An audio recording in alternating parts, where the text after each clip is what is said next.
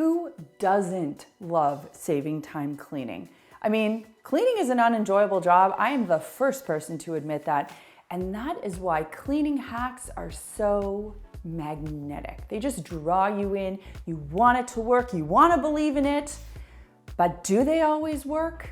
Well, in this video, we're going to dispel some things around cleaning info you find on the internet, whether it's weird TikTok videos, strange uses for products, or cleaning hacks that perhaps seem too good to be true. And just a quick reminder, if you haven't done so already, to subscribe to the Clean My Space channel and give this video a thumbs up for rainbows. It's a polarizing platform, and that's a nice way to put it. TikTok obviously has created all kinds of new content categories. One of the ones that I find the most perplexing is the reverence of the toilet. I mean, never in history has a toilet been featured so prominently. Anthropologists will probably write about this in hundreds of years from now, but people are obsessed with dumping things in the toilet and filming it in a TikTok video.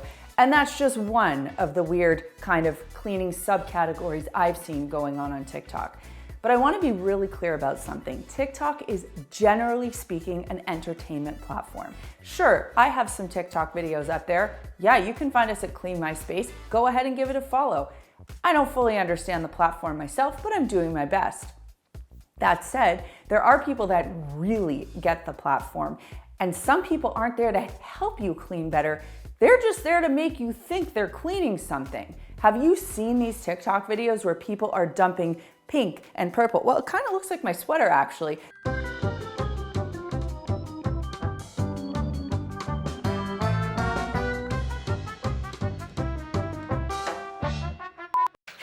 Okay, you're cleaning that up. The concerning thing about this type of content is threefold. First of all, it is dangerous. It's misleading. The people who are making these videos, they're not chemists. They're not reading the back of the product labels to understand the ingredients. And mixing ingredients together, especially when it comes to cleaning products, can be quite dangerous. Products that contain bleach mixed with other things can create very dangerous reactions. Even vinegar mixed with certain things can create dangerous reactions. So if you're gonna take cleaning advice from someone, take it from someone who knows their stuff. Second of all, it is wasteful. Not only is it costing whomever is making that video more money, that is no way to clean a toilet, and it's also bad for the environment. And finally, the more product you use, the harder you have to work to clean. So it's actually way more inefficient to use more product when you're cleaning a toilet. So watching this is essentially completely misleading you when it comes to properly cleaning your toilet. We've been making cleaning YouTube videos for the past 10 plus years, and we're not always gonna get everything right. But the good news is, mea culpa, we can admit when we're wrong. And one of the things I can tell you we were wrong about was mixing vinegar and baking soda together. And in fact, when I see it now, when I see people talking about it now that that has been dispelled, it drives me crazy, because truly, vinegar and baking soda on their own are fantastic for cleaning. Used in succession are fantastic for cleaning, but used together, they create air, salt, and water. So do yourself a favor. If you're gonna use vinegar, use it because it's got acidic, deodorizing, and degreasing properties. Or if you're gonna use baking soda, use it because it's got mild abrasion, whitening, and deodorizing properties. Like I say, you can use them separately, you can use them one after the other, you can mix them with other things, but using them together is totally useless. As someone who exists in the cleaning space on the internet, I am actually proud to say that my house doesn't look like it could be in a magazine tomorrow. You know, I don't have the perfect farmhouse kitchen, or the perfectly made bed with 19 pillows with a karate chop, or the container porn fridge, pantry, linen closet, under bathroom counter, etc.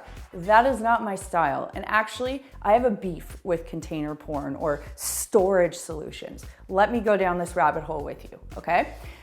What ends up happening is we see these things online and we're like, oh my God, I want all these cute containers. And if they're rainbow or if they're all nautical, and then we get really excited about that. And then we spend money and we buy those things. And then we organize all the things we actually don't need and try to make room for this new storage solution.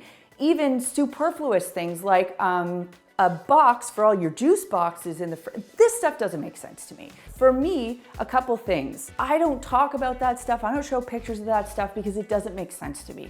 I really think we should be living with less, not more. That's number one. Number two, I don't like the idea of having to go out and buy baskets, especially if they're, plastic containers.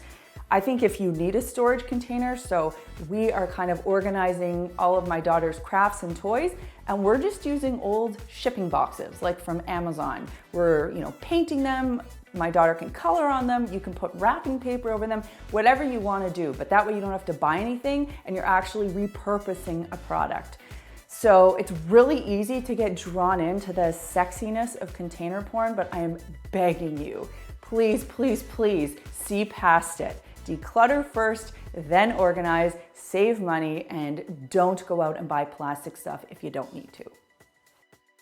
Do the best you can until you know better, and when you know better, do better. That's a quote by Maya Angelou. I might have gotten a word off, but you get the essence. And I say this quote because it has to do with cleaning hacks. And again, a mea culpa here. Now, the business of the internet is interesting. A great title or a weird image gets clicks. Clicks earn people money. So what do people do who have business on the internet? They put out clickbait. Titles that sound really good, thumbnails that look really appealing, anything to get you to click. Now, I'm not saying that we create clickbait content necessarily, but we have definitely put titles out there before that we have felt have been a curiosity for our audience that we've wanted to capitalize on. For example, cleaning with Coca-Cola. That was something we did years ago, and that article is still on our website. We might actually take it down after this video. But all that to say, cleaning with Coca-Cola isn't a great cleaning hack. The same thing goes for using hydrogen peroxide and baking soda to clean a cookie sheet. In fact, I've seen lots of articles about that online. A few years back, we had a whole video prepared on this exact cleaning hack because it sounded great. But in our pre-test, it failed miserably, which is why we scrapped the whole thing. What about microwaving sponges? I talked about that quite a few years back. And then a couple of years ago when I was working with Scotch-Brite, I was sitting in their headquarters talking with the sponge team. And I brought that very thing up and they said to me, Melissa, it is virtually impossible to disinfect a sponge. You can microwave it, you can boil it. There's just no way because of the cellular structure of a sponge. And after that, we did not talk about it anymore, but let me tell you, the internet is full of information telling you to microwave a sponge. Really, if you want to clean a sponge, you got to just rinse it, let it dry, and every 30 days or so, you got to replace it. That's the way it's done. So cleaning hacks sometimes exist because they work, but sometimes they exist to get you to click so someone can make money on that article. Buyer beware. Now this one's contentious. I'm feeling a little sweaty, but I'm gonna go there anyway. And that is off-label use of products when it comes to cleaning. Now, I know that certain products can accomplish certain results. However, when a product is made at a company, it goes through a battery of tests to make sure that the product can do what it says it is supposed to do on the intended surface it is supposed to be used on. Therefore, if a product can clean a surface, but it wasn't necessarily tested for that surface, there's no telling what the long-term effects of that use can be. So if you're using, say, a product that should be used for laundry on something like a floor, the company that made that laundry detergent for sure did not test how effectively it could clean a floor and what the long-term consequences of that might look like. So sure, could it work? Of course. Is it the best thing to do? Not necessarily. Are there other ways that you can accomplish the same thing? For sure. My philosophy on cleaning holds strong. Understand the products, tools, and techniques, and you will know how to get the job done right the first time. I think cleaning hacks should exist for one of the following 3 reasons. First, it saves you time, like legitimately saves you time. Second, it saves you money or allows you to upcycle something. Or third, it does the job for you in a pinch. I don't think a cleaning hack should be the way in which one cleans their home on a regular basis, but I do think there are some creative ways that we can incorporate cleaning hacks that actually do work into our routine.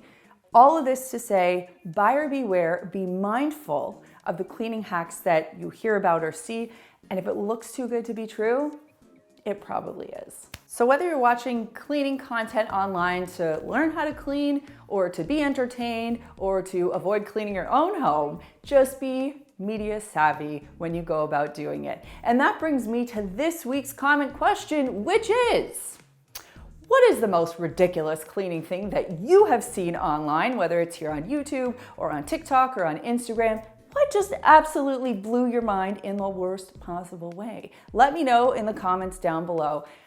I have to say, I think the squirting of the products in the toilet for me has really topped it, but I'd love to see what you come up with. If you want pro advice on how to clean a number of things in your home, you can check out our Clean Like a Pro playlist. And if you want to support the Clean My Space channel, you can of course do so by subscribing to the channel or visiting the Makers Clean website, where all of our microfiber cleaning tools are available. Thanks so much for watching, and we'll see you next time.